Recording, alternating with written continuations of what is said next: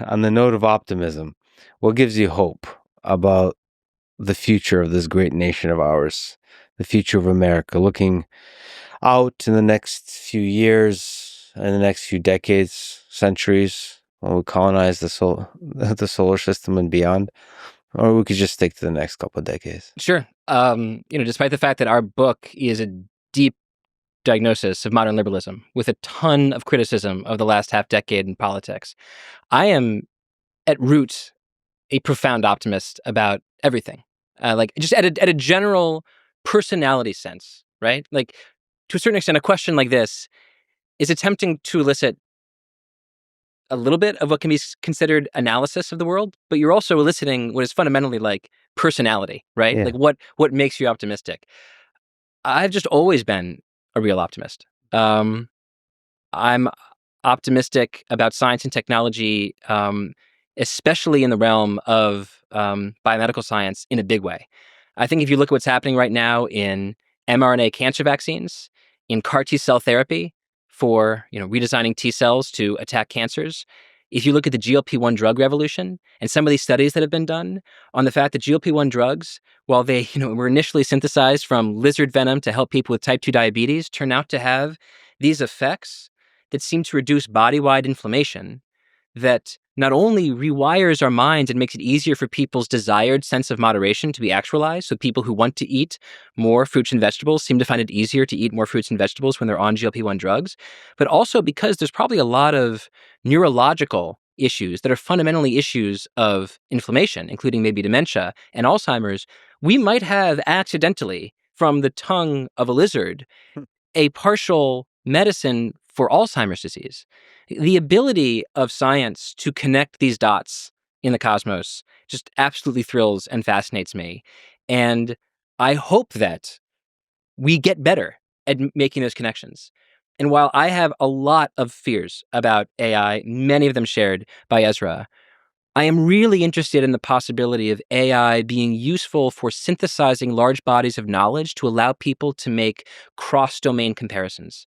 I think a lot of inventions in tech history are essentially ingenious recombinations of ideas. Like to a certain extent, you look at something as fundamental or archetypal as Thomas Edison inventing the incandescent light bulb. What did he do? He just tested 10,000 different materials and figured out that actually it was like a very special kind of bamboo that burned for the right amount of time and said, boom, I did it. I made the incandescent light bulb.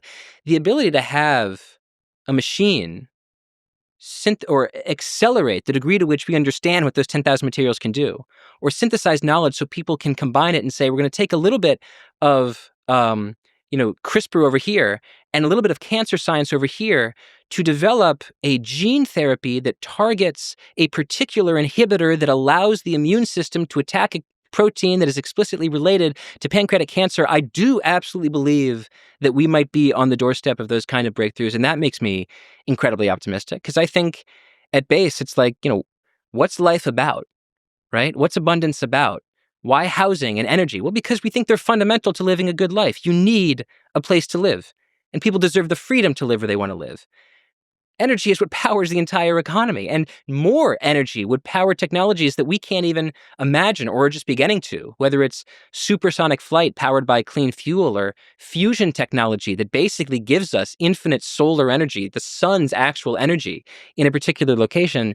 I mean, these are beautiful things that can happen. But also I think the good life is about health. It's about health, and it's about the wealth that comes and the freedom that comes from finding health in your own life. And I am incredibly optimistic that we might be at the cusp of a real golden age in taking all these little ingredients that we've spent decades on, whether it's genomics and proteomics and a little bit of AI. We're at a moment right now, I hope, where we can have this explosion of combinatorial intelligence, and that hopefully, in an optimistic way, AI could be useful in accelerating us toward that future. But I also think, to the point of this book, we have to get institutions right too. These are discoveries that are going to happen inside of institutions, and how those institutions work and how they're funded and the incentives that are created by law or by technology really matter in terms of the world that we build. And so that's why I think it's really important to not only be obsessed with what the technology can do, but how it's instantiated in the institutions that we have, because it ultimately is institutions and individuals that build the world, not technology acting on its own. Yeah, and I should say that you make a really great case for investing in weird science, meaning stuff that doesn't on the surface make sense. We said lizard venom. There's all this popular criticism of scientific projects that sound like a waste of money, when in reality, at least in the scientific realm, projects that seem like they don't have any positive effect might actually end up being the ones that transform human civilization as we know it, because of the unintended discoveries that happen, and all the eureka moments, all the special discoveries happen truly when you're just passionately pursuing a cool thing in science. That's how scientific minds work. And so it makes sense to invest in things that in exploring weird shit, the weird mysteries of the universe. So anyway, Ezra, what gives you hope? I'm a less temperamentally optimistic person than Derek by a lot, actually. Yeah. And I would usually give a pretty similar answer to this question that Derek gave, which is, technological advancement, right? We live in an age of marvels. I guess I'll say from the realist perspective that we live in a more liquid moment than many. That, if one of the advantages of the 90s, of, much of the life that I have grown up in, is that much of the structure of technology, of global governance, was fairly stable. We could sort of like look at it, and there were certain, not certainties, but fairly reliable guardrails of what was and what wasn't going to happen. And there were disruptions like 9/11 and the financial crisis. They weren't small, and slowly they broke that entire system. But I think one of the things people sort of feel about the way history's accelerated is that things have just all gotten faster and less predictable. And they really have, I think, gotten faster and less predictable. We're in an age, it seems to be more like the early 20th century, late 19th century than like the 1990s. And that means the possibilities range very widely, right? When you think about AI, when you think about biotech advances, when you think about energetic advances, when you think about the sort of shifting nature of global alliances, of the technological and political systems, we are in the most high variance period that I think has happened in a very, very, very long time.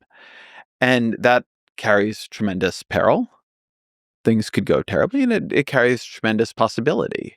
Right? What if AI is an incredible boon for humanity? What if we do invent and deploy the clean energy technologies that deliver energy abundance, not just a kind of answer to the worst of climate change, but genuine energy abundance, unlocking new things like mass desalination and, what if we do, like, I'm an animal suffering person, I'm a vegetarian, I care a lot about animal suffering. What if we did figure out cultivated meat, right? That we grow in breweries and on scaffolds, and we don't have to kill tens of billions of animals that we've raised in unimaginable suffering every single year, right? Like, what if we do figure out how to make government better and more responsive, right? What if that thesis, antithesis, synthesis thing does work out? But it's not hope. It's like, that's a future you have to create, a future you have to call into being, a future you'll have to fight for. So it isn't so much that I found myself hopeful about what America or the world would be like in 2030 or 2040, but I find that I believe in the possibility of enough remarkable outcomes that it makes like the present really worth being engaged in, and really worth trying to do your small part to bend the arc of the time in the direction that you find more just. Well, thank you to both of you for fighting for abundance and writing this manifesto for abundance, and for all the writing and the work you do in the podcasts, and just being incredible minds in this world that I'm a fan of. So thank you for talking today. Thanks very much, Lex. Thanks so much.